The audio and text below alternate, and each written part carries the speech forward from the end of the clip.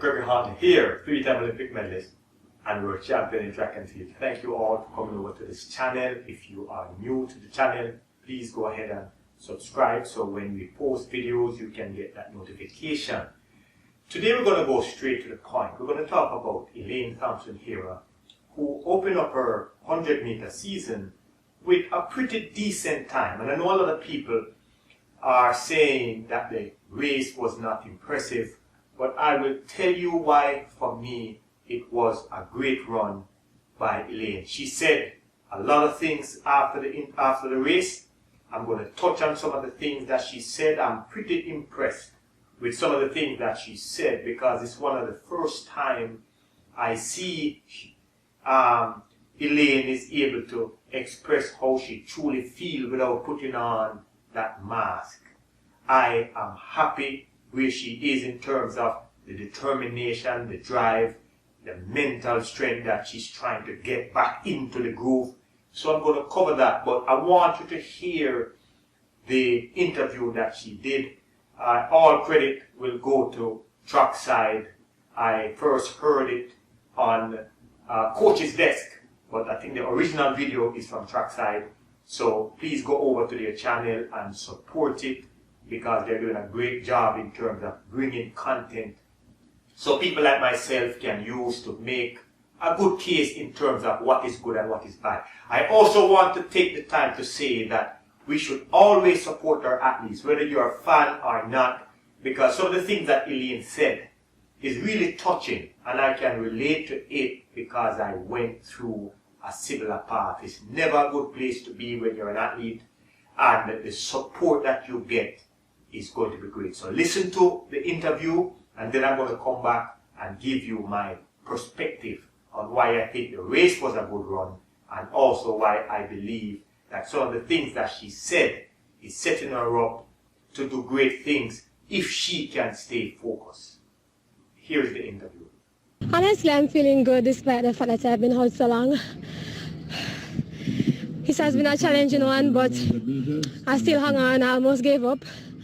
But, you know, I have faith and I came out here to just test my body to see where I'm at. It has been, I would say my training has not been how I wanted it to, but because I missed so much and came out here to run a level 2-3 today, not running that long, I'm just grateful. First race back, I know it's always a bit nerve-wracking. How was it today? I wasn't that much of nervous. I just wanted to control the race because I haven't raced that long, you know, the knee's going to drop and you're going to feel off, but I just want to control that race and to work on that after that. Feeling any niggles or anything injured for you? No, that's why I came out to test because the past couple months have been rough. Most days I wasn't able to do anything. So I'm just grateful I was here in spikes actually. I've been bouncing spikes and track shoes, so to come out here and get a clean race, you know, God is good, you know. People see us on the track all the time, they don't know what's come behind that, you know. And, you know, every year for me at our championship, I don't know why World Championship season always seem very challenging for me. I have not changed anything. I'm not doing anything wrong, but it's like a test to see if I can do it or not. And this has tested me a lot. It tested me last year as well. And I cried most morning. I drove in my car going home. I cried because I see that I'm working hard and I'm not getting the result I want. And I was on the verge to give up, honestly. But God speaks to me and say, you cannot give up right now because I take it this far. And I didn't see trials coming. Honestly, I'm just going there, not expecting the result. Just going to go top 3, not looking at fast time or anything. Just want to make it to the World Championship and then take it from there. But as I said, I'm just here, not knowing why I'm here. But I'm here just to shake out to go to the trials. There's so much things happening and I don't know what is going on. The Achilles is still there. I picked up a shin splint. I picked up a knee injury and it shut down my entire body where I could not even do nothing. So If that was the only thing, I would out here limping, honestly. I would on the foot out here running, but I had different challenges where I was just monitoring them. I think it would have been quickly, but it slowed me down a little bit, but I wasn't denied, but I'm here. How often do you train now? I'm training now, and I wouldn't say I am late. I have more time. As I said, I just want to go to the round safely just to qualify. But I'm in practice now. I'm not having the pain since the past 2 weeks, so I'm grateful, honestly. I'm grateful. You have the experience of the rounds, experience of the World Championships, of the Olympic Games, but going to the trials mentally, with how your body is right now. I'm not used to this, I'm always having little niggles, but not this, where I've not competed. And I'm nervous, honestly, I'm really nervous. But I am talking to myself. I know how to control those nerves, but it's all about to get my body and my mind work together. My body is ready, but I have to get the mind to coordinate. So it's new to me right now, so I have to just, walk with God and have faith and just believe. Thank you for staying tuned. I hope you were able to hear clearly what Elaine was saying. She talked about the injuries that has been plaguing her for the past few months. I heard about the knee injury a couple of weeks ago. I chose not to address it because I know that it could be a touching subject, especially when an athlete is going through that stage. She also talked about crying in the morning, getting into her car, going to practice and not being able to physically do the things that she's capable of doing. And that is one of the biggest nightmares for athletes, when you feel your body is going through that change and there is nothing you can do about it. So I am happy that she's able to train. She said it consistently for 2 weeks without pain.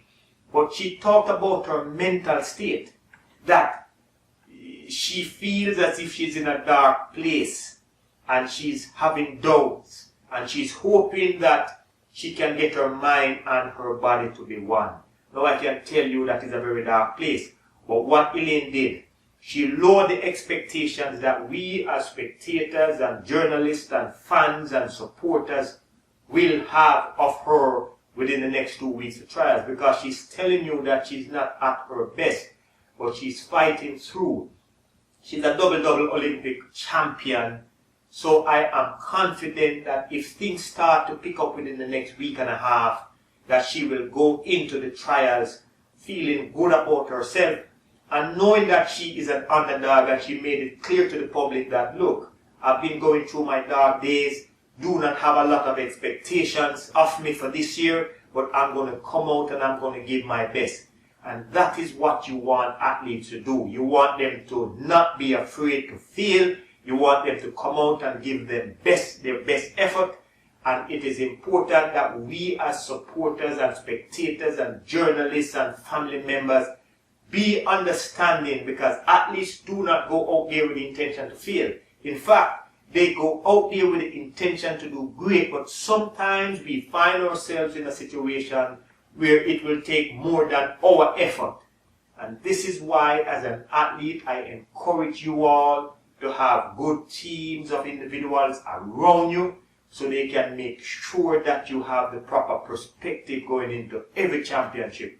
Now, I will encourage Elaine to get a psychologist or a mentor or someone who understands the process, because where you are going right now is going to take more than you can give right now. But if you have that person in your corner that can help you to express freely, and that's what you did in that interview, you were able to express your feelings with no reservation. You had no fear, because this is how you're feeling. And you need individuals that you can express yourself to without them being too critical of your state of mind and your physical fitness. I also suggest that you do a whole lot more meditation, because the solution to your problem, Elaine, is found within you. And if you're able to dig deep within yourself, then you will find that double Olympic champion there saying, here I am. I did it before, I can do it again. If you want to watch the full interview again, you can go to trackside They did the interview. All credits go to Trackside. Go over there and support them. I want to hear your comment in the comment section. Please feel free to share. I thank you for listening. I am Dr. Gregory Horton. Have a blessed day.